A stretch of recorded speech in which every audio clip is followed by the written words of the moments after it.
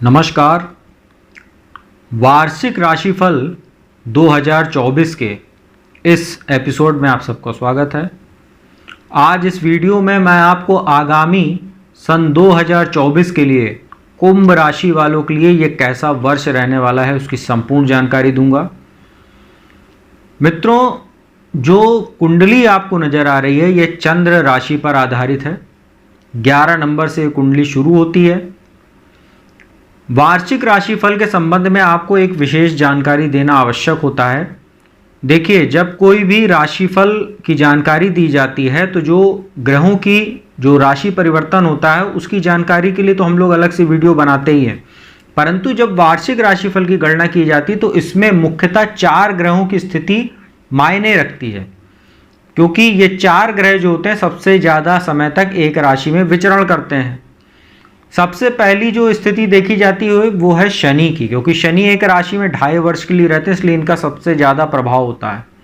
वहीं दूसरे जो नंबर पे होते हैं वो होते हैं राहु और केतु। यह एक राशि में 1.5 वर्ष अर्थात 18 महीने तक गोचर करते हैं। वहीं बृहस्पति की बात करें तो ये भी तकरीबन 1 वर्ष या 13 महीने तक एक राशि में गोचर करते हैं। तो यही जो 4 ग्रह, इन्हीं के आधार पर वार्षिक राशिफल की गणना की जाती है।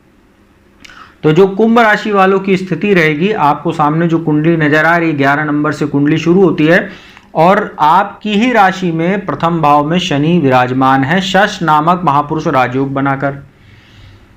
पिछले वर्ष 2023 में शनि 4 नवंबर को मार्गी हो गए थे और जो वर्ष की शुरुआत रहेगी इसमें शनि मार्गी ही रहेंगे।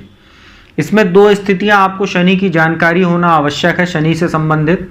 एक तो वो 11 फरवरी 2024 से और 18 मार्च 2024 तक वो अस्त स्थिति में रहेंगे कुंभ राशि में ही, और इसके बाद 29 जून 2024 से और 15 नवंबर 2024 तक वो वक्री रहेंगे कुंभ राशि में। तो ये 2 स्थितियां काफ़ी महत्वपूर्ण रहेंगी। शनि की जो स्थिति आपकी कुंडली में है वो लग्न में विराजमान है, 11 नंबर की राशि अपनी मूल त्रिकोण राशि में है वो, और शनि की ये काफ़ी प्रिय राशि है।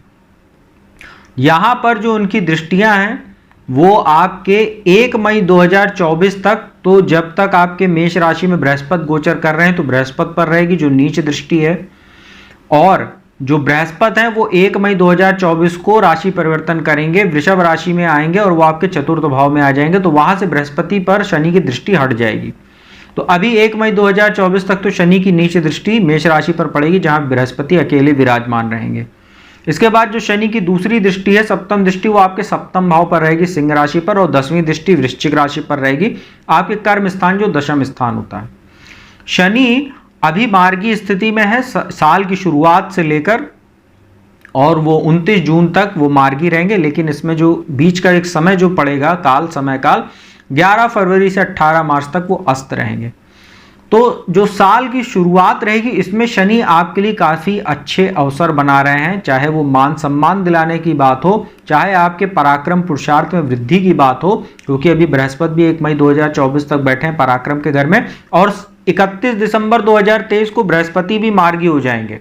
तो साल में जो शुरुआती जो दिन आपके रहने वाले हैं, खासतौर पे 11 फरवरी तक जब तक शनि अस्त नहीं हो रहे हैं, तो जो साल की शुरुआत है वो आपके लिए काफ़ी पॉजिटिविटी दिखा रही है, जिसमें आप अपने पराक्रम पुरुषार्थ स्मार्ट वर्क हार्ड वर्क से जो है अपने रुके हुए कार्यों को तो पूरा करेंगे, नए नए अचीवमेंट्स आपको मिल सकते हैं।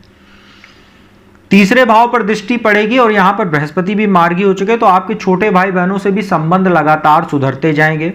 मित्रों का आपको सहयोग मिलेगा, किसी मित्र के साथ आप जो है, अगर आप कोई सोशल मीडिया प्लेटफॉर्म पे अगर काम करते हैं या कोई स्टार्टअप वगैरह स्टार्ट करना चाहते हो तो समय काल आपके लिए बहुत शानदार रह सकता है, खासतौर पे 11 फरवरी तक जो साल की शुरुआत रहेगी।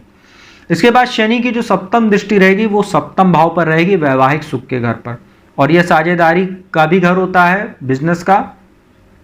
शनि की सप्तम भाव पर दृष्टि आपके बिजनेस के लिए बहुत अच्छी है। यदि आप शनि से जुड़ा व्यापार करते हैं, जैसे कोयला, गैस, पेट्रोकेमिकल्स, लेदर या बीड़ी, तंबाकू, सिगरेट, या आप जो है कल कारखाने, पुर्जे, मशीनरी, शिपिंग इंडस्ट्री आदि से जुड़ा आप काम करते हैं, तो आप लोगों को अपने बिजनेस को बढ़ाने में ये शनि काफ़ी मददगार साबित होने वाले हैं।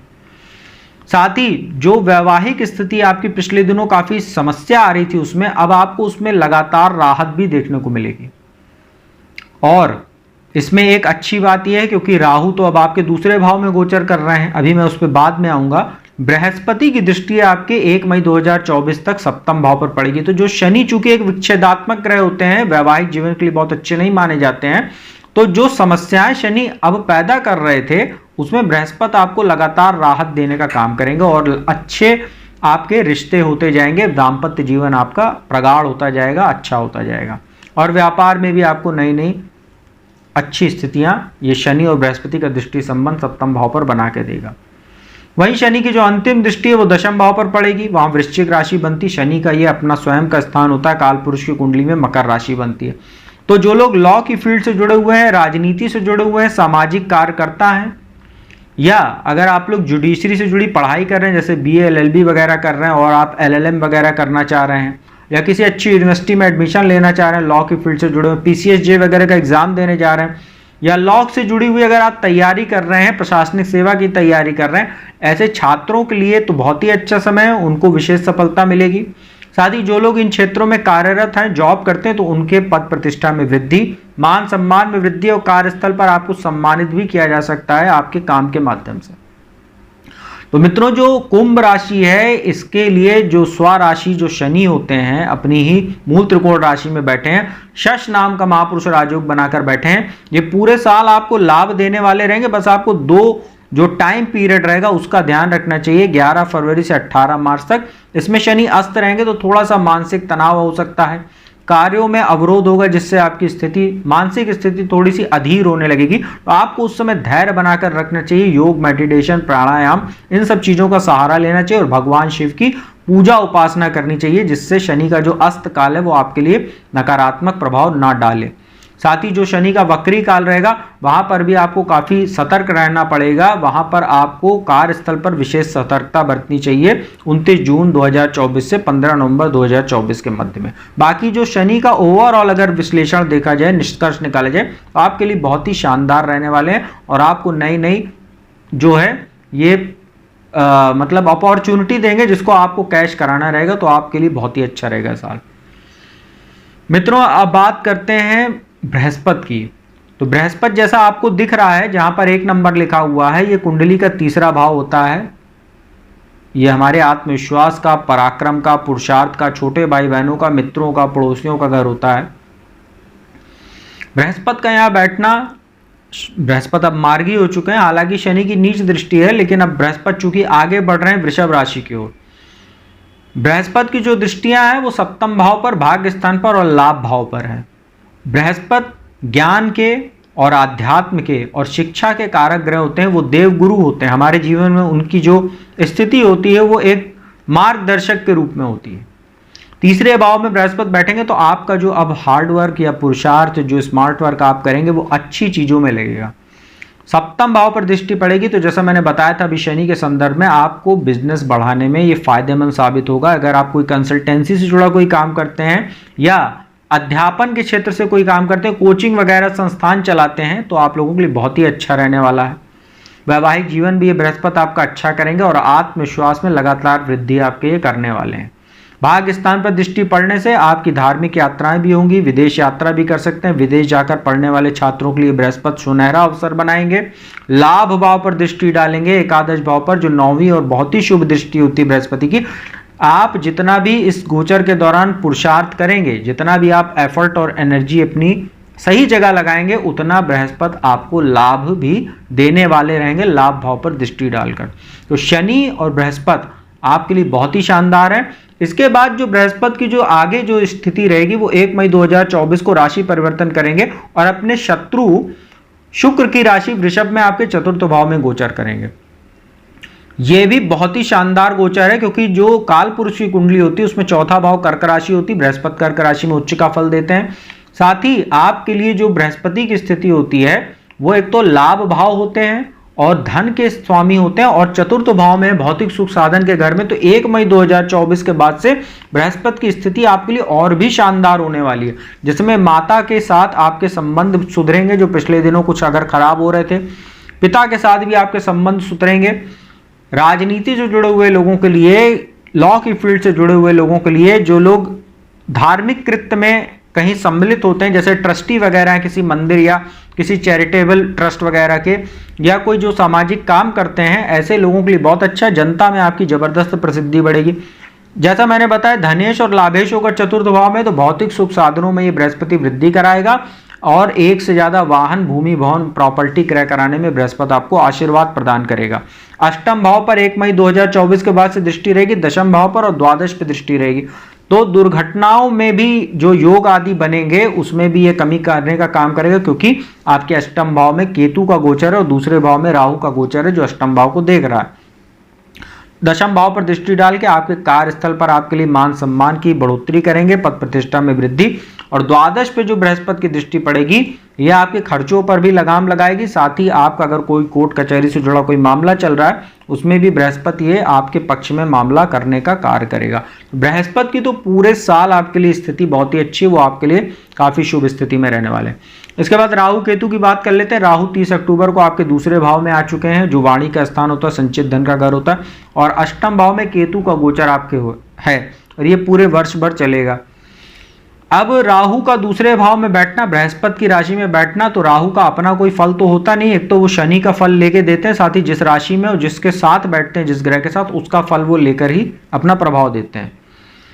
तो दूसरे भाव वाणी का घर होता है। अब यहाँ पर जो राहु की स्थिति वो आपको चतुर बना देगी। आप येन केन प्रकार हैं, अपना काम कैसे निकलवाना है सामने वाले से, कैसे अपनी बात मनवानी है दूसरे सामने वाले को, कैसे उसको मंत्रमुग्ध करना है अपनी बातों से, अपनी चतुराई से, ये राहु आपको ज्ञान और ऐसा विवेक देने का काम करेगा, व्यक्ति को चतुर बनाता है। वाणी के माध्यम से आप धन कमा सकते हैं। जो लोग बोलने संबंधित काम करते हैं, एडवाइजरी का काम करते हैं, खासतौर पे जैसे दलाली वगैरह का जो लोग काम करते हैं, उनके लिए बहुत ही शानदार ये स्थिति राहु की दूसरे भाव में है। हालांकि राहु यहाँ वाणी दोष भी आपको देगा, तो कभी कभी ओवर कॉन्फिडेंस की वजह से आप सामने वाले से कुछ ऐसा भी बोल जाएंगे जिससे आप बनता काम तो बिगाड़ेंगे ही, साथ ही अपनी छवि को भी खुद ही के हाथों जो है प्रभावित करने का काम करेंगे। तो इन सब चीजों से आपको बचने की आवश्यकता है। राहु की दृष्टि छठे भाव पर, अष्टम भाव पर, दशम भाव पर रहेगी। तो कभी कभी आप अपने वाणी या अपने कुछ ऐसे आचरण के कारण, जैसा मैंने बताया, वाणी दोष भी रहेगा। अगर कुछ अच्छा है तो बुरा भी होगा। राहु चूंकि एक अशुभ ग्रह है, तो शत्रुओं में भी वृद्धि आप खुद ही बैठे बैठाए करा लेंगे, और बेवजह के दिखावे पर या कुछ ऐसे स्वास्थ्य संबंधी चीजें जो समस्याएं आपको आ सकती हैं उस पर खर्चा भी ये राहु कराएगा, जिससे संचित धन में कमी होगी। अष्टम भाव पर दृष्टि रहेगी तो दुर्घटना आदि के भी योग बनाएंगे, तो गाड़ी वगैरह चलाते समय सावधानी बरतिएगा। परंतु एक मामले में बहुत अच्छा है, राहु अष्टम पर दृष्टि डालेगा। जो लोग ज्योतिष, गुप्त विद्या, तंत्र मंत्र या रिसर्च के क्षेत्र से जुड़े हुए हैं उनके लिए समय काल बहुत अच्छा रहेगा। और अगर आप कोई भी नया इन्वेस्टमेंट करने जा रहे हैं, कोई नया बिजनेस शुरू करने जा रहे हैं, स्टार्टअप करने जा रहे हैं, तो अच्छे से रिसर्च करके, अच्छे से जांच परख कर तभी कोई बड़ा इन्वेस्टमेंट कीजिएगा, अन्यथा राहु धन भी फंसाने का काम करेगा आपका। और दशम भाव पर राहु की दृष्टि रहेगी, तो जो लोग मिलिट्री या पुलिस या इंटेलिजेंस का काम करते हैं, प्राइवेट डिटेक्टिव वगैरह हैं, या आप लोग जैसा मैंने बताया दलाली आदि का काम करते हैं, रियल एस्टेट सेक्टर में, शेयर मार्केट वगैरह में, और या आप लोग आयुध का काम करते हैं या जैसे पटाखे वगैरह का काम करते हैं, इस सब चीज़ों से जुड़े हुए लोगों के लिए बहुत अच्छा समय रहता है। और मटका, जुआ, सट्टा, लॉटरी, जो नंबर 2 से जुड़ा हुआ जो काम करते हैं लोग, जैसा मैंने ये बताना उचित होता है, जहां जो लोग करते हैं, जैसे भ्रष्टाचार से जो लोग धन कमाते हैं, काला धन कमाते हैं, उनके लिए राहु की दशम भाव में दृष्टि या दशम भाव में बैठना, ऐसे लोगों का मन ही उसी तरीके हो जाता है। तो जो लोग इस तरीके का काम करते हैं उनको भी ये राहु कहीं ना कहीं लाभ पहुंचाने को तो काम करेगा, परंतु आपको किसी कानूनी मामले में भी फंसा सकता है। इसलिए अपने किसी भी प्रकार का अनैतिक कृत्य करने से आपको बचना चाहिए, ये मैं सलाह दूंगा। केतु की बात करें, केतु अष्टम भाव में बैठे हैं, द्वादश दूसरे भाव और चतुर्थ भाव पर दृष्टि रहेगी। तो थोड़ा सा स्वास्थ्य का ध्यान रखिएगा, आपको गुप्तांगों में कुछ समस्या हो सकती है, अनायास आपको स्वास्थ्य संबंधी समस्याएं लगातार देखने को मिलेगी, परंतु बृहस्पति अब आपके लिए अच्छे हैं, तो बृहस्पति आपको बचाने का काम करेंगे।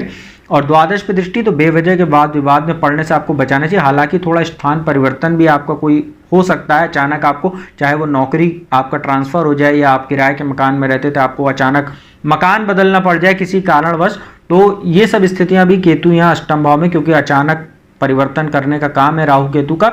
और अष्टम भाव भी अचानक जीवन में होने वाली घटनाओं का घर होता है। साथ ही केतु अष्टम भाव में बैठे आपको अचानक धन लाभ भी कराते रहेंगे। यदि आपने कोई प्रॉपर्टी वगैरह खरीदी तो उसको बेचना चाह रहे हैं, उसका अच्छा आपको लाभ मिल सकता है। शेयर मार्केट वगैरह में निवेश करने वालों को अचानक धन लाभ ये केतु करा सकता है, परंतु बेवजह का निवेश मत कीजिएगा, अन्यथा आपको अनावश्यक और अचानक धन हानि भी हो सकती।